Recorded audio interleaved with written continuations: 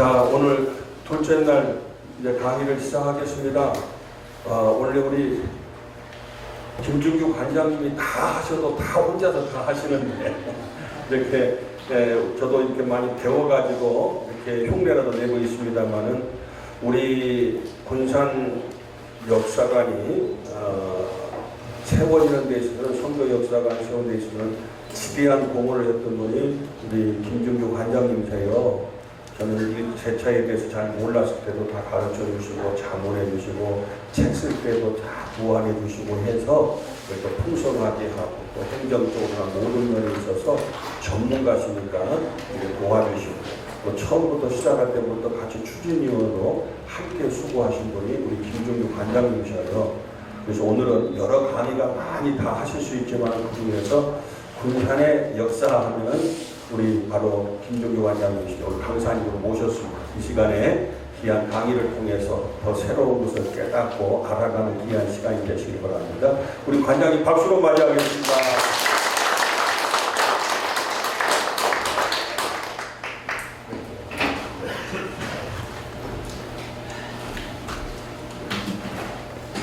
너무 과분한 소개를 해주셔가지고 성스럽네요. 반갑습니다. 김준규입니다. 제가 지금 1시간인데 참 시간이 아깝네요. 예. 오면서 의외로 지금 아침에 날씨가 지금 어제까지 비가 오다가 오늘 환해지는 바람에 초록비열이 환해지는 바람에 기분 정말 좋게 왔습니다. 근데 좀 밀리더라고요. 그래가지고 막 급하게 뛰어갔는데 오면서도 오늘 우리 선생님들 만나면 무슨 얘기를 하지? 강의 안은 원래 이제 자주 갖고 다니는 거예요. 그래가지고 맨날 익숙한데 제가 알기로는 우리 선생님들 중에서 지금 아주 많은 분들이 문화관광 해설사님들이시죠. 거의 대부분 아주 익숙하신 분들 많이 계시고 근데 아니신 분들도 지금 또 이렇게 뵈니까 눈에 띄셔요. 그래서 저는 사실 오늘 올 때 해설사님들만 다 계시겠거니 진짜 반가운 만남이다 라는 생각에서 가끔 뵙기는 하면서도 다들 아시겠지만 저한테 지금 분당 군대역사관교단 관장이라는 어떤 직함을 갖고 있기는 한데 제가 굉장히 이게 원래 제가 하고 싶었던 거 앞으로도 하고 싶은 것이라면은 사람들이 저를 뭐라고 불러줬으면 좋을까 한다면은 아시죠? 저는 누구죠? 향토사학자. 그렇죠? 요즘은 지역사학자라고도 얘기는 하지만 저는 향토사학자죠. 그리고 또 이 향토사라고 하는 사람들이 과거에는 뭐 숫자가 많네 적었네 했지만 지금 굉장히 많아졌는데 그렇게 많아진 분들이 지금 여기 계시는 분들이에요. 맞죠? 여기 계시는 분들이 향토사학자가 하는 일이 뭡니까? 지역의 역사를 개발하고 잊혀진 것을 찾고 그리고 새로운 것들은 막 이렇게 깔고 닦아가지고 여기서 끝나는 게 아니라 시민들한테 알리는 데 있죠. 네. 지금 우리 여기 계시는 선생님들이 다 하는 역할이 뭐죠? 역사나 문화를 배워가지고 사람들한테 알리는 데 있죠. 그래서 하는 일이 똑같아요. 언젠가 전라북도 문화관광 해설사 교육이 있어가지고 거기에 갔던 적이 있었어요. 가슴이 벅차더라고요. 다 동료들만 만나는 거죠. 그래가지고 여러분들 만나서 너무 반갑다고 너무 가슴에 막 제가 너무 가슴이 벅차가지고 제대로 전달을 못했는데 그때 하고 싶었던 것은 오직 한 가지였어요. 너무 반갑고 너무 소중한 분들이다. 그리고 특히 이렇게 오늘 이제 선교 역사라고 하는 새로운 주제, 새로운 코스, 새로운 부분이 막 열리는 자리에서 또 선생님들이 앞장서서 같이 할 수 있게 돼서 너무 반갑습니다. 자, 박수 한번 보내주시죠. 저를 위한 박수가 아니죠? 여기 계시는 우리 선생님들을 위한 박수입니다. 선생님들이 다 공부도 열심히 하셔가지고 사람 한 분 한 분한테 선교 역사가 얼마나 소중한 것이고 또 군산의 문화와 역사가 얼마나 소중한 것인가를 잘 알려주셔야 돼요. 아까 우리 서령표 목사님께서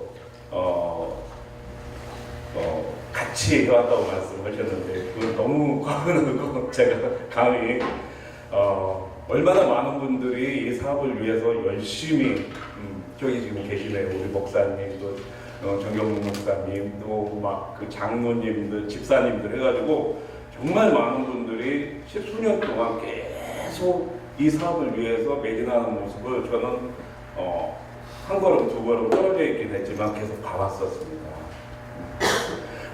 저는 사실은 다 아시지는 못하시겠지만 저는 아직 종교를 갖지 못하는 사람이에요.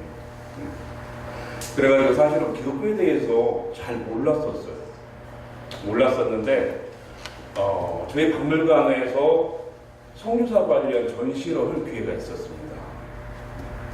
그때 어찌 보면은 처음으로 성유사분들이 어떤 분들이지 혹시나 책을 읽기 시작을 했었고 또 그 이후에 나오는 많은 자료들을 쭉 읽으면서 사실 굉장히 큰 문화적 충격을 받았었어요.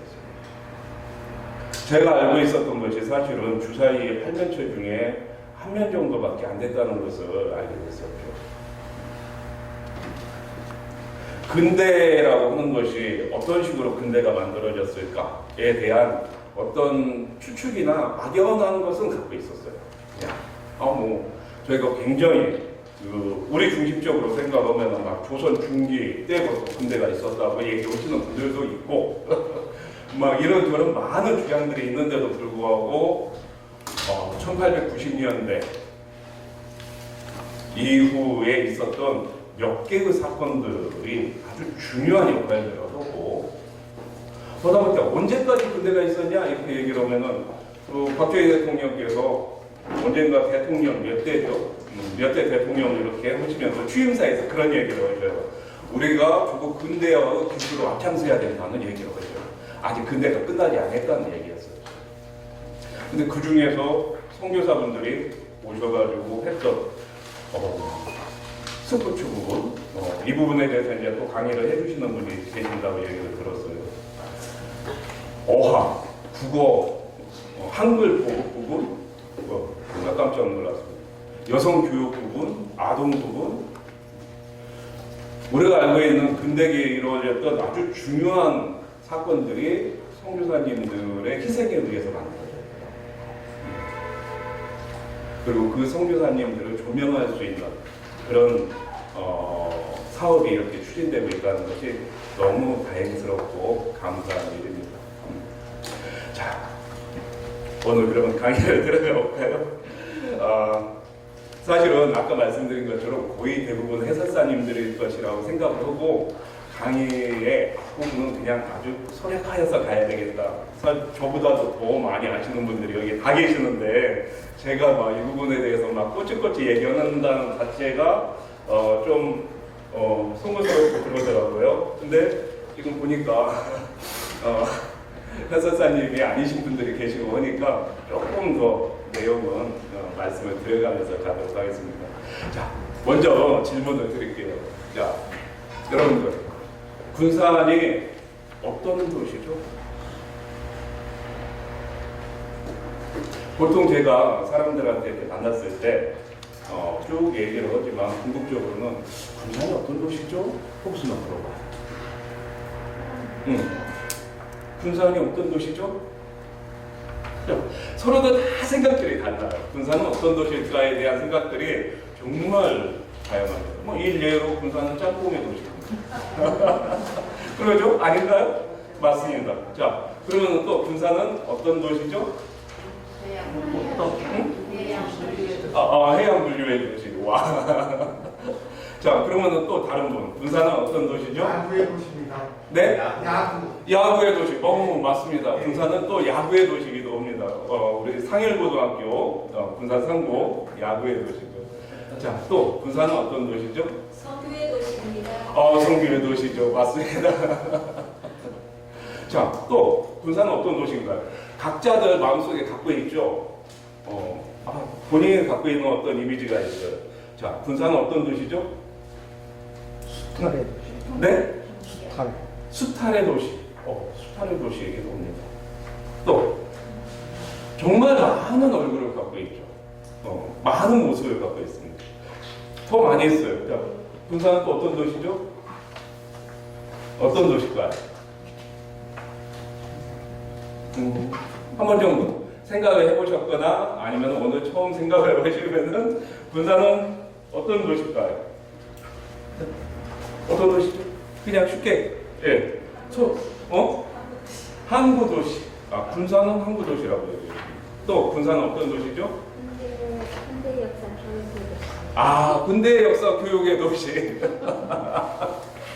맞습니다. 군대 역사를 중국적으로 우리 군산만큼 자세히 쏙쏙들이 해줄 수 있는 곳이 드물어요. 자, 또 한 두 분, 세 분, 군대 역사 교육의 도시도 나오고, 군산은 항구 도시라는 말씀도 나오고, 또 군산은 어떤 도시죠? 성교 도시라는 말씀도 있었고, 지붕 없는 박물관.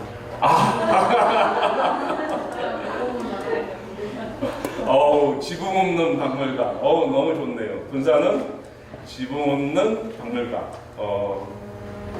또 마지막 한 분한테만. 자, 군산은 어떤 도시죠? 우리 선생님 생각하는 군산은 어떤 도시일까요?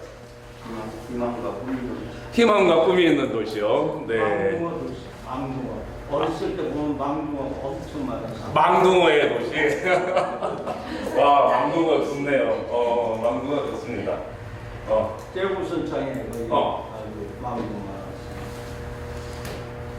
자, 군산은 어떤 도시일까요? 정말 많은 거의 대부분 다 맞는다. 서해안 중부에 자리 잡고 있죠. 가령 지정학적인 부분에서 봤을 때 군산이 갖고 있는 것은 정말 눈에 탁 띕니다. 우리나라 4대강의 한강, 금강, 그 다음에 낙동강, 이렇게들 있죠. 네. 그러면은 한강 입구에 어떤 도시가 있죠? 입구에. 인천이 있어요. 인천. 그리고 그 한강에 꽃을 피워놓는다고 볼 수 있는 것은 어디죠? 서울이죠. 서울이죠. 자, 금강은 입구에 어느 도시가 자리하고 있죠? 군산이 있죠. 그러죠. 창안도 같이 있습니다. 서천도 있고. 하지만 보통 차만식 선생은 쭉 내려와서 그 끝에 대처 항구 도시가 하나 있으니 그게 군산이다. 이야기는 여기서부터 풀려나간다라고 말씀하셨어요. 그리고 금강이 위쪽으로 쭉 타고 올라가면 백제시대 조선이었던 어디가 있죠? 공주와 도요가 있잖아요. 자, 낙동강 끝에는 어떤 도시가 있죠? 부산. 부산이 있죠. 부산이 있어요. 섬진강 끝에는 또 어떤 도시가 있죠?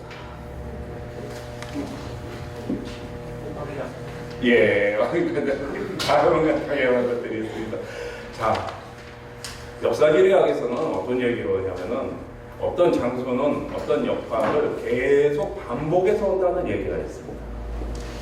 강이 있고 물류가 번창하고 그리고 그곳에서 사람이 모이고 도시가 형성되고 국가가 이루어지면은 그 수도 역할을 하는 곳들이 보통 서울이나 공주나 부여나 이런 곳들이 있고 그 강의 입구에서 그 도시, 그 나라를 더욱더 풍성하게 하는, 더욱더 크게 하는 역할을 하는 도시들이 있는데 인천이나 군산이나 그런 부산이나 이거 사용 안 해도 되는 건가요? 네. 이것도 사용하고. 네.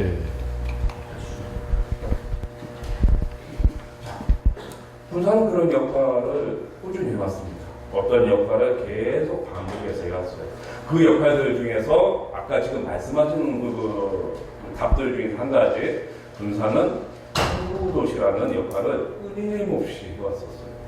어떤 사람은 또 숙망치안이라는 얘기들을 합니다. 가령 입술이 없으면은 이빨이 시리다 하는 얘기처럼 군산은 저기 부여공주도 있지만 익산도 있죠. 익산이 또 왕도로서 역할을 했다고 하는데 번영계에는 진짜 최고의 인천이나 부산이나 이런 데들처럼 경제적인 번영을 중심이 되는 곳이지만 적이 쳐들어올 때는 첫 번째 공격 목표가 되는 곳이기도 하죠. 그래서 백제시대 때 소전방이 쳐들어왔을 때 아주 큰 싸움이 군산에서 있었던 것이고 그런 역할을 계속 반복하면서 군산만의 어떤 모습들을 계속 그리고 갔었습니다. 자, 여러분들은 항구도시 군산, 저는 아까 지금 여러 가지 짬뽕의 도시, 아니면 근대문화 도시, 근대역사 교육의 도시, 성교의 도시 그런 모든 주제들의 맥락을 흘러보이는 게 그 어떤 원점에 있는 것이 무엇이냐 했을 때 군산은 내륙에 있는 도시가 아니라 바닷가에 있는 항구도시라는 것이죠. 정표성 기사님께서도 배를 타고 오셨죠. 네. 그 항구도시 군산의 다른 모습들 그리고 그 모습들이 결국에는 항구로 다 귀결되는 그 모습들을 같이 보도록 하겠습니다. 자, 여기 아까 말씀처럼 이런 부분은 그냥 넘어갈 수 있긴 하지만 여기에 지금 해설사님들이 아니신 선생님들이 계시니까 잠깐 말씀드리고 하겠습니다. 네. 자, 네, 프린트가 잘 안 되는데 여기 써 있죠. 네. 뭐라고 써 있죠? 군산이라고 써 있죠. 자, 왜 군산이 어디서 지명 왔는가는 알겠죠? 저 군산 위에다가 예꽃자를 붙이면 뭐라고 되죠? 고군산이 되는 거죠. 네. 그래서 군산은 명칭이 바로 이 고군산에서부터 이어져가지고 왔다 하는 것을 알 수 있습니다. 옥구가 있고, 인피가 있고. 네. 동남도라고 하는 지도인데, 그 1872년 지도나 아니면 대동여지도나 이런 지도가 나오기 전에 일반적으로 사용했던 지도예요. 그래서 이 시대에 있었던 어떤 지도의 특징들 중에서 보여주는 이렇게 짜장면 물결 무늬가 이렇게 그려져 있습니다. 자, 다음 걸 볼까요? 언제부터 사람이 살았느냐? 오래전부터 살았죠. 다들 아시다시피. 가장 오래전 구석기 시대 유적이 내운동 철길 옆에서 발견이 됐었습니다. 그때 3m 지하 밑에서 발견이 돼가지고 당시 사람들이 생활을 어디에서 했을까에 대한 그런 힌트를 주기도 했었죠. 또 역사 속에서 보면은 비흥도 태충 인굴이 여기 있습니다. 여러분들 비흥도 다 아시죠? 솔개가 나르는 모양의 삼안동 입구에 있는 섬 그리고 그곳을 발굴했을 때 비흥도 빗살무늬, 토기 등 여러 가지 그 유적들이 나왔는데 그 중에서 가장 특징적인 것이 이곳에서 살던 인골이 나왔다는 것이었죠. 그리고 저 인골이 다 신체에 있었는데 신체 중에서 한 부위는 없었다는 것이 사람들한테 회자됐었는데 아시죠? 뭐가 없었죠? 뭐가 없었죠? 머리, 목 위의 부분이 없었죠. 그래서 아마 초시대, 신석기 시대에 과연 사람이 몇 명 살았을까 잘 모르지만 대략 7만에서 8만 명 정도가 한반도 지역에 거주했을 것이라고 생각을 하는데 그 사람들 중에서 대략 한 6명 정도의 인구이 머리가 없었다라는 특징 때문에 과거에 2500년 전에 군산 일대에서는 헤드헌터가 있었다. 인류학적으로 사람과 사람이 싸웠을 때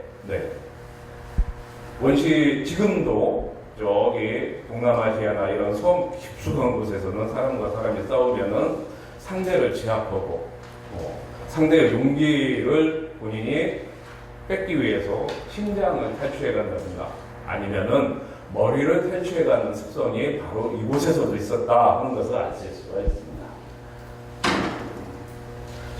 그 다음에 백제시대에는 오성인묘가 있죠. 여러분들 다들 아시는 내용입니다. 산송 북에서 이렇게 써있는데 무슨 얘기인가 모르시는 분들도 계시겠지만 자, 군산에는 여기 다 아시니까 군산에는 성이 있다 없다? 있다. 성이 몇 개가 있을까요? 지금 현재까지 정확히 확인된 것들만 9개 그리고 비공식적으로는 총 성이 몇 개요? 15개까지 확인이 되고 있습니다. 그 중에서 오송산 위에 가면은 오송인묘가 있죠. 그리고 오송인묘를 감싸고 있는 게 오송산성이 있습니다. 다만 군산의 성들이 지금 엊그제부터 옥구에서 지금 발굴조사가 시작되고 있죠. 내야랑 이런 식으로 아마 그 성도 그 전부터 있었던 성을 좀 더 조선시대 때 보강했지 않을까 싶지만 호북형 산성이라고 해가지고 옥구읍성이나 인피읍성은 돌로 만들어요. 석성 형태로. 하지만 군산에 나와 있는 많은 성들은 산이 많죠. 이 많은 산에 보거리마다 성들이 있다 이렇게 생각을 하시면 되는데 백제 양식의 성이라서 그래요. 백제 양식의 성은 토성 양식이에요. 그래가지고 흙으로 산을 깎아가지고 토성 양식으로 만들다 보니까 가서 보면은 태매식 산성이라고 얘기하는데 지명 중에서 발산이라는 발산 복발발자를 쓴 바로궁양 그러니까 스님들이 식사하실 때 쓰는 바로 이 발자입니다. 그 발산이라는 지명을 가진 곳은 거의 대부분 산성이었다 이렇게 생각을 하시면 됩니다. 오성인묘도 뭐 다 아실 테니까. 그러면 저기 네. 여기 백산도 있고 네. 저기 익산 태풍에서 저 안에 들어가면 발산도 있거든요. 다 산성입니다. 아, 그래요? 예. 불산 같은 경우도 발산이 산성입니다. 그리고 또 여기 팔마산이 있죠. 그래도 우리는 지금 팔마산이라고 하지만 지도에서 보면은 발산이라고 나와요. 산성입니다. 그리고 저쪽에 가면 태미산, 수살리 쪽에 가면 발산이 또 있어요. 네. 거기도 산성입니다. 그러니까 군산이 백제의 흔적이 얼마나 강하냐, 뭐 이런 남아있는 고려시대 때 만들어지기는 했지만 탑층석탑에서도 보면은 일반적으로 이게 지금 별석이라고 하는데 탑을 만들 때 집을 짓듯이 판석들을 다 조합해가지고 만드는 철학 양식은 백제 양식입니다. 산원리 황도 대야 여러분들 그 터미널 뒤쪽에 저쪽에 보면 산원리 쪽이 있고 그곳에서 군산대에서 발굴을 했는데 그곳에서 나왔던 황도 대도라고 하는 것도 역시 백제의 칼입니다. 오늘 이 끝에 이렇게 한도 끝에 고리가 있어요. 고리판 뭐 저런 칼을 지닌 사람들을 그냥 고구려면 아니면은 백제계 이렇게 얘기를 하는 이유들은 보통 단순합니다. 저 고리는 굉장히 기능적인 부분이 있어요. 왜 그럴까요? 허리 같은데 차기도 하죠. 하지만 보통 우리가 이렇게 땅에 거기서 칼싸움을 해요. 그러면 서로 힘을 줘가지고 막 치고 하다 보니까 딱 부닥치는 순간 칼이 부러지기도 하지만 칼을 놓치는 경우가 많습니다. 그러면은 피하다가 다시 칼을 잡아가지고 싸울 수도 있는데 만약에 말을 타고서나 싸움을 하면 어떻게 될까요? 말을 타고서나 막 가다가 땅 부닥쳤어. 막 세게 치다 보니까 칼이 뚝 떨어졌어. 그러면 이제 말 태우고서나 내려가가지고 칼 차지해야 되겠죠? 근데 달리 생각을 해봐요. 네. 저 고리에다가 가죽끈으로 묶어가지고 자기 손목에다가 묶었다면 어떻게 될까요? 그러죠. 그래서 환도대두 같은 경우는 주로 기마민족들이 사용하는 칼이거든요. 그래서 북방계 기마민족들의 칼이라 해가지고 백제계라고 얘기들을 통상 하고 있습니다. 고려시대 때 사진이 보이네요. 얘가 지금 레이저 프린트가 안 되니까 나중에 좀 손을 봐주시면은, 자, 여기 잘 안 보이시겠지만, 진포라고 써 있습니다. 진포. 어떤 분이 지난 주말에 저한테 그 얘기를 해요. 막 우리 박물관 큰 로비 영상에 기벌포 글씨가 막 나오고 보니까 기벌포 저거 서천에서 오는 얘기 아닙니까? 이렇게 얘기를 하시기도 했어요. 제가 다 설명하기가 쉽지가 않더라고요. 다만 진포, 기벌포 뭐 이런 단어들은 뭐의 어떤 강의 여러 명칭 중 하나이다. 어떤 강이요? 금강이죠. 그렇죠. 금강입니다. 전에 제가 언젠가 제가 우리 목사님들 중에서 한 분한테 어떤 자료를 받았어요. 그래서 그분들이 이쪽을 막 왔는데 군산 쪽으로 왔다가 이렇게 써놓은 글을 이렇게 읽어봤었어요. 그리고 여기에서 창포라고 하는 곳이 어디냐라는 질문을 하셔가지고 창포가 뭐지? 거기서 생각했어요. 창포가 뭘까? 거기서 이 뭘까? 물에 머리 감을 때. 그 창포일 수도 있죠. 네. 근데 창포가 뭘까? 거기서 이제 뭔가 이렇게 다른 것을 요구하는 내용이었었어요. 그때는 그냥 지나갔어요. 창포가 뭐지? 나 잘 모르겠는데 하도 모르는 것이 많으니까 누가 물어보면은 잘 모른다 바로 얘기해요. 모르는 것은 잘 모르겠는데요. 근데 이제 머릿속에는 계속 남아 있었어요. 근데 그걸 생각하다 보니까 그 한 10년 전 정도에도 어떤 분이 그 문구를 주면서 이곳이 어디냐고 저한테 물어본 적이 있었어요. 그래서 잘 모르겠는데요. 그때도 똑같은 대답을 했어요. 근데 언젠가 제가 TV 보다가 연속극 열심히 잘 보다가 갑자기 그게 딱 생각이 났습니다. 그게 그거였네. 창포. 창포. 아니요. 맞는가 틀리는가는 모르겠어요. 아직까지. 하지만 저는 그렇게 생각이 들어요. 이게 그거구나. 창포. 그분들이 그렇게 표현했었구나. 저는 이렇게 얘기하지만, 여기 계시는 우리 선생님들께서도 한번 기억을 해놨다가, 송 교사님이 왔을 때 이쪽을 쭉 얘기를 하면서 창포에 대해서 포부 얘기해요. 포부 얘기해요. 창포에 대해서 하면은 선생님들도 한번 확인을 해봐 주십시오. 자, 중국을 진나라죠? 진나라. 차이나라고 불렀죠? 서양 사람들은 진을 차이나라고 불러요. 다른 사람. 그러면은 진, 찬 이게 좀 애매하긴 하지만 여러분들 같은 진자를 서양 사람이 쓴다면 어떻게 쓸까? 진포를 만약에 진나라를 차이나라고 했듯이 진포를 적는다면은 뭐라고 할까요? 참포가 되겠죠. 그죠? 참포. 자, 그러니까 진포 금강 입구에 있는 진강, 진리버, 찬리버 이렇게 했으면은 금강이라고 얘기를 하는 것이지만 찬포 이렇게 했으면은 그게 진포구나. 그렇게 저는 이해를 했어요. 그 성교사님께서 적었던 것이 그게 참포가 진포였구나. 그렇게 저는 이해를 했어요. 이것을 우리식으로만 창이 뭘까만 계속 고민을 하다 보니까 답이 안 나왔거든요. 그 10년 전에 했던 게 아마 유진 교수님 했던가? 저한테 한번 문의가 왔었거든요. 이런 기록이 있는데 이게 뭡니까? 하고 전화했는데 모르겠는데 그때도 했었고 한 10년 지난 다음에 또 모르겠는데 했다가 이게 대체 뭐지? 창포, 진포였구나 그 생각이 듭니다.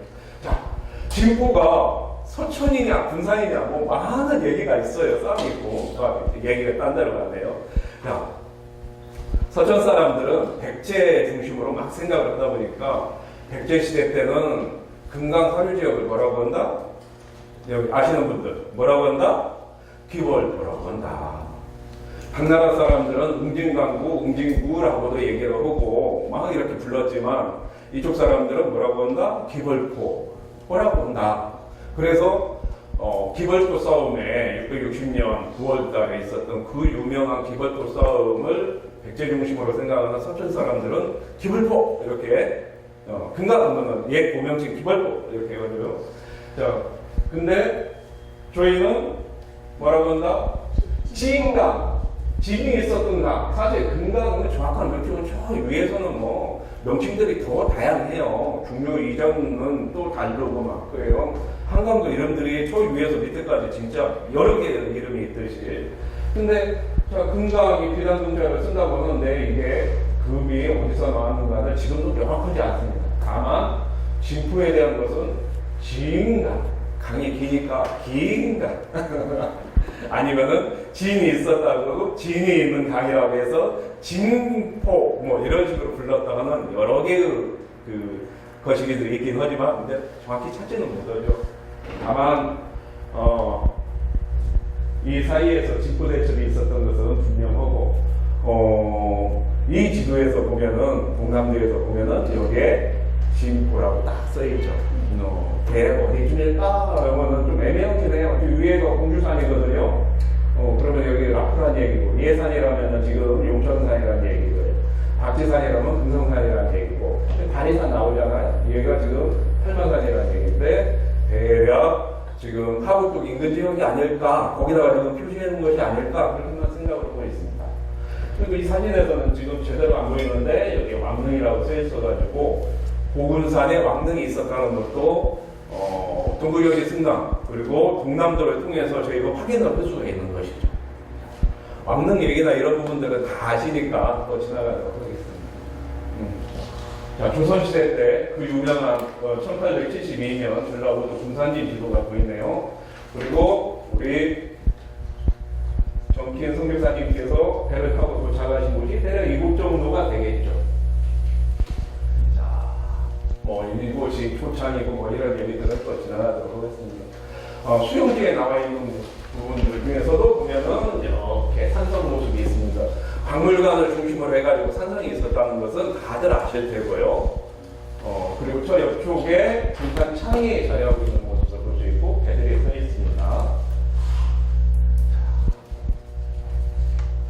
대동여지도에 보면은 또 지명대로 산성 군산지는 모습도 이렇게 볼 수가 있어요. 당시 총 900년도 정도에 볼 수 있는 군산진의 모습입니다. 여기 산성 모습이 이렇게 보이죠? 배가 이렇게 들어와가지고 여기에다가 배를 세웠을 때고, 그리고 여기가 아청이에요. 내야. 그래서 이쪽 내야 밑에 쪽에 정기현 선교사와 드루선교사님 사택이 더 위에 있었고 약간 밑에 있었다 보니까 좀 밑에 촬영도 잘 하고 있었겠죠. 이게 지금 저기 분여구 쪽에서 나오는 강이 쭉 흘러가지고 내양 쪽으로 흘러나가는 모습을 볼 수 있고, 여기 다리가 있고 이쪽은 죽성리 쪽에서 넘어가는 모습을 볼 수가 있습니다. 군산진 강변리의 모습을 또 볼 수가 있고, 아마 시대는 아까 총 900년도보다는 약간 더 뒤로 간 것 같아요. 그리고 또 여기서 갑자기 정봉준 얘기가 나오네요. 전체 역사를 하면서 지금 그 자료에서는 지금 빠져 있습니다. 예. 지금 우리 선교사님들과 관련해가지고 선교사님과 동학혁명 관련해서 우리 전병훈 목사님께서 또 글을 쓰셔주셨죠. 그리고 그 내용을 보시면은 정말 중요한 내용들이 많이 나와 있습니다. 우리 군산을 알리는데 우리 선교사님, 정기현 선교사님 알리고 막 이렇게 하는 것도 중요하고 합니다. 근데 지금 군산 사람들 중에서 동학혁명이 군산에서도 중요한 일들이 있었다 하는 것을 아시는 분들이 너무 없어요. 그런 부분들도 같이 설명을 좀 해주셨으면 좋겠습니다.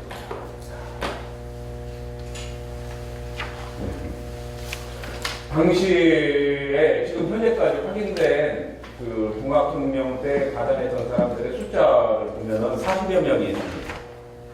그리고 이 군산 지역과 옥구 지역과 군산진 지역에 있었던 많은 동학혁명 참여자들이 있고, 그들 중에서 여기 이 문규선이라고 하는 분, 아마 군산에서 문신이가 남경문씨지 않을까 싶은데, 11월 31일 날 성화영의 경리군이라고 하는 서상군수 성화영의 진학군이 군산에 도착해가지고 서울에다가 문서를 보내죠. 근데 그 문서에서는 말이 있습니다. 군산진을 가보니까 위에서 밑에까지 백성들이 동학에 물들지 않은 자가 없더라. 그리고 그 중에서 좌수 문규선은 정말 오랫동안 동학에 물든 자로서 바로 통사시켰다 문구가 나왔어요. 오랫동안 동학에 물든 자로서. 그리고 그 지역 사람들이 위에서 밑에까지 동학에 물들지 않은 자가 없더라. 전북 지역, 정읍, 고창, 김제, 백산, 정말 많은 지역들이 동학의 다 중심지로서 많은 사람들의 관심을 받고 있습니다. 근데 사실은 저 같은 경우도 얼마 전에, 한 3년 전에 동학 논문을 쓰기 전까지는 군산에 동학이 있다는 것을 몰랐어요. 나름대로는 그래도 20대 후반부터 향토사학자라는 이런 뜰란놀이가 회관에서 공부를 하고 막 했었는데 동학이 있다는 것을 몰랐었어요. 근데 조사를 해보니까 군산에서도 정말 많은 일들이 있었던 것입니다. 정읍에서는 5월 11일 날 행사를 갖고만 네. 군산에서도 같이 하죠. 군산도 이제 더 많은 연구자들이 나와가지고 더 많은 글을 쓰고 지금 어떤 행사를 바로 하고 뭐 할 수도 있겠죠. 하지만 그런 것보다는 지금 현재 군산의 동학 상황은 더 많은 연구자들이 나와줘야 되는 것입니다. 그래서 더 많이 연구를 하고 글을 쓰고 사실이 확인된 뒤에 그런 부분들이 뒤따라야 돼서 또 자료 나중에라도 좀 주시면. 그럼요. 얼마든지. 그렇게 하도록 하겠습니다. 네. 제가 지금 갖고 있던 자료들 중에서 이 부분도 아마 거주지 부분도 따로 지금 설명해 주시는 선생님이 계시죠? 네.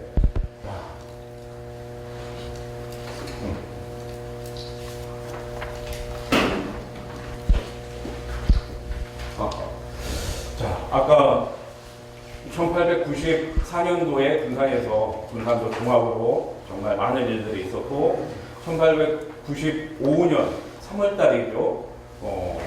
정기인 성교사님께서 군산에 오시고 그리고 그 뒤에 1810년 해가지고 군산과 우리 대한민국이 진짜 격동기에 접어드는 시기에 군산에서는 백주들 모임이 만들어집니다.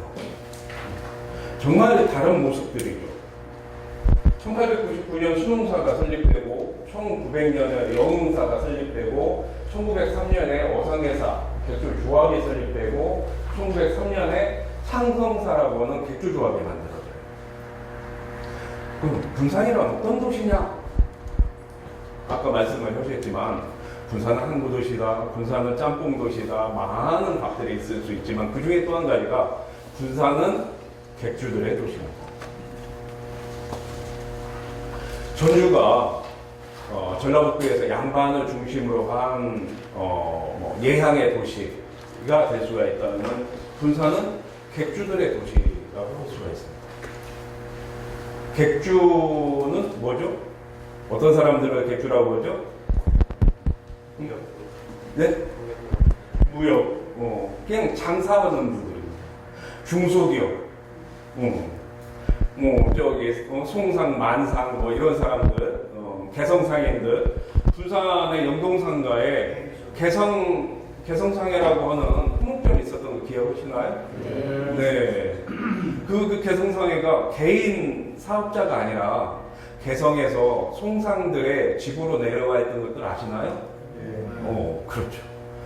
송상에 내려와가지고 사람들이 번갈아가면서 이쪽에서 있었어요. 그 송상이 없어지고 나중에 이게 개성상해라는 이름으로 계속 명맥을 유지하는 것입니다. 그렇게 전국 단위로 어떤 대기업적인 그런 모습을 갖추기도 했지만 일반적인 객주는 중소기업 정도.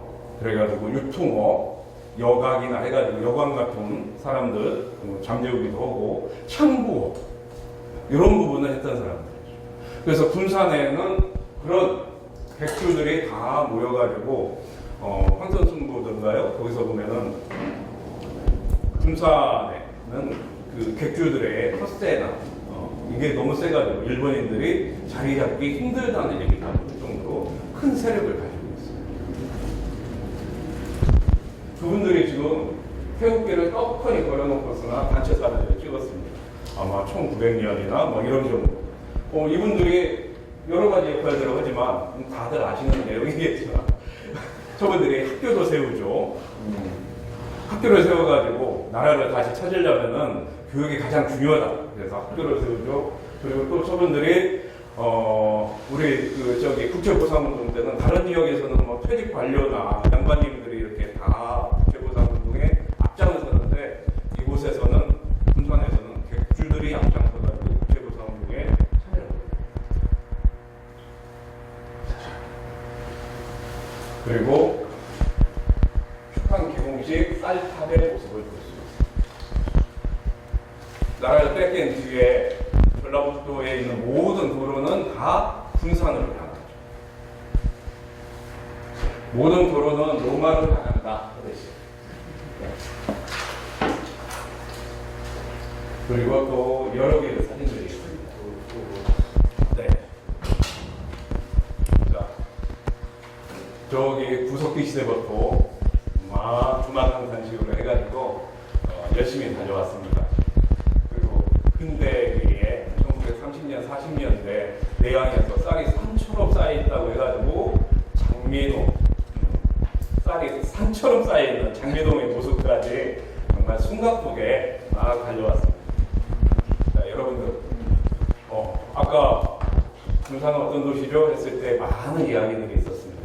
그리고 거기서 정답은 없습니다. 객주의 도시일 수도 있고, 선교사의 도시일 수도 있고, 그리고 또 군산은 항구 도시에 있었어요. 근대문화 교육의 도시. 정말 많은 주제들을 담고 있는데 군산은 항구입니다. 항구라는 지정학적 이유들 때문에 그 많은 일들이 같이 만들어질 수가 있었고, 그리고 지금도 우리가 그 많은 일들을 새만금 휴양 때문에 우리가 꼭초 항구는 군산의 항구다라고 하면서 가는 부분들도 군산이 항구로서의 도시 구성이 있다 보니까 그렇게 진행이 되는 것입니다. 자, 너무 급하게 달려와가지고 1분 정도의 시간이 남습니다. 선생님들이 10분을 쉬셔야 그 다음 강의에 또 잘하실 것 같아서 한 분한테만 질문을 받도록 할게요. 한 분 질문을 해주시면은 예. 군산에 네. 그 갯벌에 네. 대한 그 생태계 조사해본 것이 있나요? 혹시? 저는 없는데 저기 생태원에서는 국립생태원에서는 금강조사하고 갯벌조사가 아주 대대적으로 있어가지고 저 소천에 있는 생태원 아시죠? 네. 네. 그곳에서는 조사가 이루어졌습니다. 서천 쪽도 오지만 그 군산 쪽으로 제가 생각할 때 네. 이제 금강물이 저는 어렸을 때 참 똥물이다 그런 생각했는데 요즘 생각할 때는 금물이라고 생각하거든요. 왜냐하면 지금 이제 세계 5대 이제 갯벌이 지금 우리 서해안에서 남해안까지를 지금 하나의 갯벌로 보거든요. 그런데 세계 5대 갯벌 중에서 제일 좋게 보거든요. 미네랄이 91종에서 92종으로 그렇게 이제 서해안은 확실히 그렇게 되어 있는데, 그래서 색깔은 조금 별로 안 좋지만 물 색깔은 저는 금처럼 귀한 그런 물이다 생각해서 이 금강물이 금물이다 저는 그렇게 근데 어떤 조사 자료가 확실해야 그것도 그렇게 취합할 수 있지 않나. 알겠습니다. 좋은 말씀이십니다. 자, 아까 금강에 대해서는 창포네 아니면 기벌포네 여러 가지 아까 금물이네 하지만 그런 부분에 대해서 향후에도 계속 공부하시고 계속 하셔야 될 분들은 자 마지막으로 다시 한번 그렇게 하셔야 될 분들은 누구시죠? 여기 계시는 선생님들이시고 그래서 언제 만나도 항상 감사하고 반갑고 좋은 우리 선생님들 혹시라도 저도 궁금한 점들이 있으면 항상 여쭤볼 테니까 선생님들께서도 자료나 이런 부분들에서 필요한 부분들이 있고 언제든지 말씀을 해주시면은 같이 공부할 수 있도록 하겠습니다. 감사합니다.